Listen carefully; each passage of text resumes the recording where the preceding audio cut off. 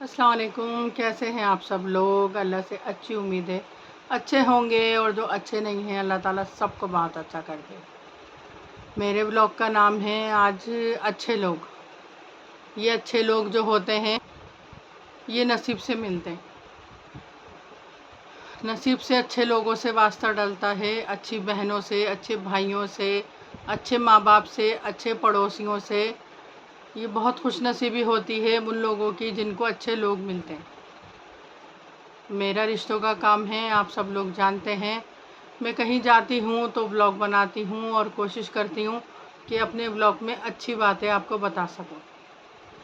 अल्लाह का शुक्र है, उस मालिक का करम है, मुझे गॉड गिफ्ट है बहुत सारी बातें कि जो मैं आपको बिना सोचे बिना समझे मैं बता सकूँ। जो मेरे पास हैं वो बातें। लोग मुझसे बात करते हैं और अपने घर के बारे में बताते हैं। लेडीज़ होती हैं वो अपनी हर बात शेयर करना चाहती हैं कि आपसे बात करके हमें पॉजिटिव थिंकिंग मिलती है, और मैं खुशनसीब समझती हूँ अपने आप को कि मैं किसी के काम आती हूँ।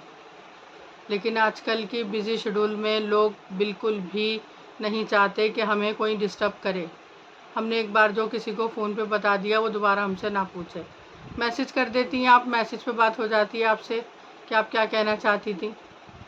और जी मैं बिज़ी थी, मैं कॉल अटेंड नहीं कर पाई, आप मैसेज कर दें। इस तरह के मैसेज लोग कर देते हैं, लेकिन अल्लाह का शुक्र अदा करती हूँ, मैं अपनी तारीफ़ कर रही हूँ लेकिन करना नहीं चाहती। मेरे पास कॉलिंग में रेड कोई भी नहीं कॉल होती कि कोई मिस कॉल है। मैं ज़्यादातर कॉलेज सारी अटेंड करती हूँ।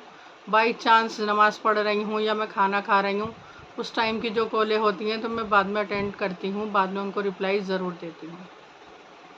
हम ये चाहते हैं कि हमें लोग अच्छे मिलें, तो पहले हमें अच्छा बनना पड़ेगा ना कि हम किसी को मिलें। अगर हम चाहते हैं कि हमें हमारी बहन अच्छी मिले तो मुझे अच्छी बहन बनना पड़ेगा ना कि मैं किसी को अच्छी मिलूं। हमें पड़ोसी अच्छे चाहिए तो मैं अच्छी बनूं, तभी तो मैं किसी को मिलूंगी ना। हम सबको अच्छे चाहिए और कोई अच्छा बनना नहीं चाहता। ये कैसी अच्छाई है? मेरे पास एक रिश्ता है, मैं नाम नहीं लूँगी, और कुछ भी नाम हो सकता है। मुश्ताक हो सकता है, खालिद हो सकता है, परवेज़ हो सकता है, कुछ भी नाम हो सकता है। तो उनका रिश्ता मेरे पास साल भर से है। नमाज़ी, परहेज़ी, दीनदार, कुरान हाफिज़ हैं, डिवोर्सी हैं, लेकिन शादी करना चाहते हैं। भाई एक एज में शादी की बहुत ज़रूरत होती है। लोग कहते हैं कि जवानी में शादी करनी बहुत ज़रूरी है, लेकिन मैं कहती हूँ जवानी में हो ना हो, बुढ़ापे में तो ज़रूर करनी चाहिए। जिनकी आलिया चली गई हैं, अहलिया, जिनकी वाइफ का इंतकाल हो चुका है, तो वो तो ज़रूर शादी करें, क्योंकि बुढ़ापा ऐसी होता है चीज़ कि उस टाइम दिल चाहता है किसी से बात करें, किसी को अपनी बात बताएं। एक अच्छा दोस्त, अच्छी बीवी मिलना बहुत मुश्किल है, लेकिन कोशिश ज़रूर करनी चाहिए। अगर आप किसी की दोस्त हैं तो बहुत अच्छी वाली दोस्ती निभाएं, और आप किसी के दोस्त हैं तो बहुत अच्छी वाली दोस्ती करें, क्योंकि अच्छे लोगों से वास्ता डलना बहुत मुश्किल होता है। लेकिन सबसे पहले मैं फिर कहूँगी कि अपने आप को अच्छा करें।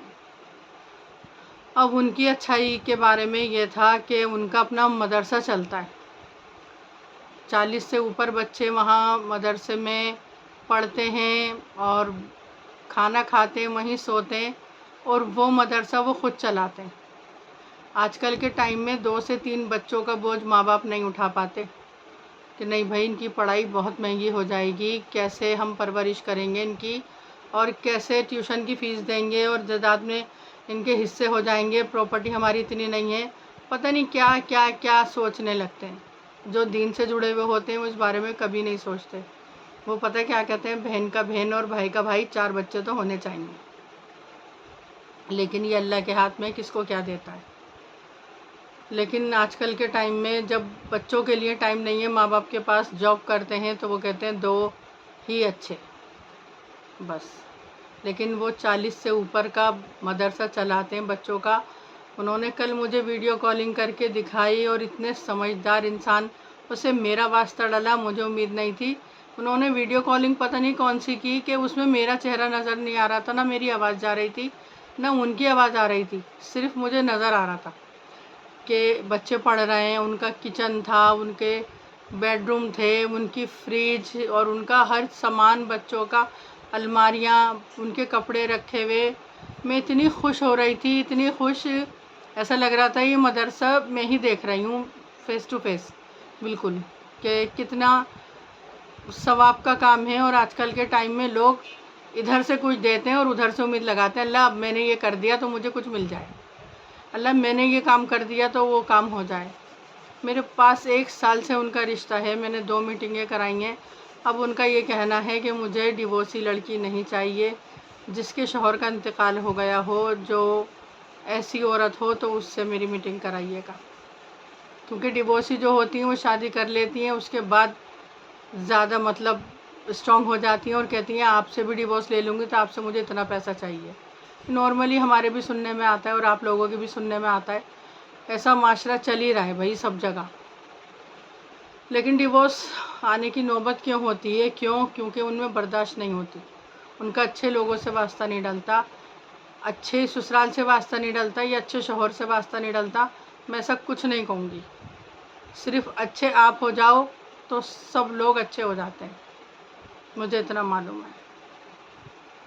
तो मैं खुश नसीब हूँ कि मैं रिश्तों का काम करती हूँ और मैं ऐसी चीज़ें आपको बताती हूँ। मैं यूट्यूब पे ब्लॉग बनाती हूँ।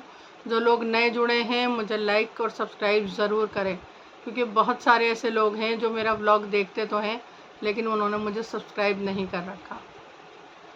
आप आगे मुझे अच्छी वाली बातें जो सुनना चाहते हैं कि किसी भी और पे व्लॉग सुनना चाहते हैं तो मैं ज़रूर बनाऊंगी। एक फरमाइश तो मेरे पास आई है मेरे शौहर के लिए कि आप अपने शौहर पे हमें व्लॉग बना कर दें, तो इंशाल्लाह बहुत जल्दी बनाऊंगी। दुआ में मुझे याद रखिएगा। मैं आप सबको याद रखती हूँ, जिन्होंने मुझे लाइक कर रखा है, सब्सक्राइब कर रखा है, वो हमेशा मेरी दुआओं में रहते हैं। पूरी दुनिया रहती है लेकिन वो मेरे दिल के पास हैं। दुआ में मुझे याद रखिएगा। नए ब्लॉग में फिर आऊँगी, तब तक के लिए अल्लाह हाफ़िज़।